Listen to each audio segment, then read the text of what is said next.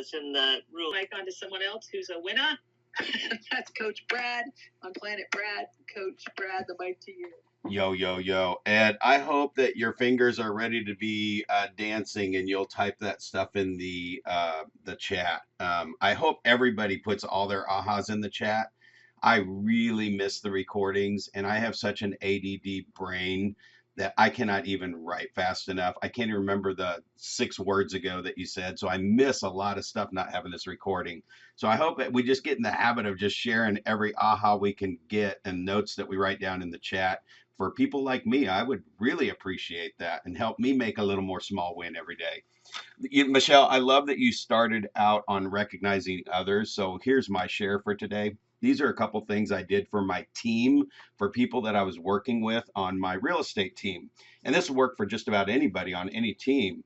But one of them was when our front desk girl, the girl that just answers, just answers the phone on purpose. But listen, that girl is managing the entire business. And I've sat down with her and said, hey, what are you doing to bring money to the bottom line? She's like, I just answer the phone and give it to wherever it's supposed to go. It's like, yeah, but who are you talking to? Our customers. So she started focusing on just asking for referrals every time she answered the phone. So one of the fun wins that I did is she had done this and was switching gears. So I set a $100 bill on her desk. And I said, I want you to leave right now. Don't come back until you tell me what you bought for yourself. You spend this all on yourself and don't come back until it's gone. And you can't come back at all ever until you tell me what you bought with it. So that was like one small win. Another fun one we did, if you got a sales team or even just a team that's responsible for getting some things done, what we used to do is whatever it is, and I'll say this for everyone, whatever it is that you're tracking, whether that was feeding the database for us or setting an appointment or getting signed deals, whatever it might be for you. For me, I was focused on capture names, addresses, and phone numbers and get them in the database. If we don't have that, then we don't have the future business and the way to follow up with them. So we would reward that by however many people you had in the database that week at our weekly meeting, you got to roll 2 dice that many times. And I just brought in, I mean, I would go get $200, $300 in $1 bills, and I'd bring this big stack of $1 bills in.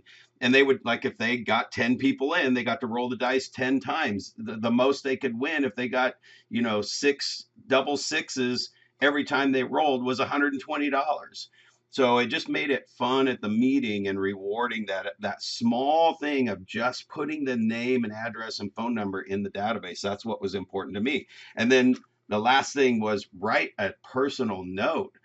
I mean, if you will just drop a note in the mail to that person, to their house, without the words I, me, or my in it, it's about them and what they did. Point out something about what their work ethic, their personality, something that you love, something to reward, what they're doing. And even that one little thing right there is a great one. Now for yourself, I've shared this before, so I'll end it here, but just take one of those big desktop calendars. And for me, whatever that is, this was a Jerry Seinfeld example where he would tell one joke a day, every day. And if he got 30 days in a row and he made somebody laugh at a joke he told, then he would have a reward. And then the second month you do it, a little bigger reward. And the third month you do it, 90 days straight of doing it, you're starting to get into the habit of coming up with funny jokes for Jerry Seinfeld, right? For me, it was feeding the database every day, 30 days, give myself a small reward. And after 90 days, a bigger reward, something that you wouldn't normally do, like maybe buy a flamethrower. I mean, who really needs a flamethrower, right? But if I do it for 90 days, I get to go buy my flamethrower. So that's my share for today, guys.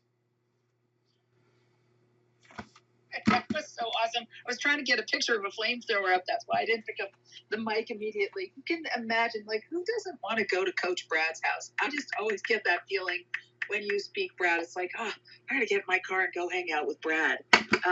And there's a enthusiasm and a passion and aliveness, and your big kid is out there, and what I love is that the big kid still has his eye on money. And I love that too, actually, because Hey, Brad, what you doing with that flamethrower? I know it must have some big marshmallows. Hey, let me tell you something though. It doesn't melt ice on the driveway. I thought I was gonna walk out and just make the snow disintegrate. No, it just turns your driveway black. You can have amazing snow cones though. Well, you see, when I own an industrial coatings business, and man, that thing was kind of fun. All the guys try to fight to see who got to use the flamethrower that day. So I was just curious. Hey, thank you. Back to you, Michelle.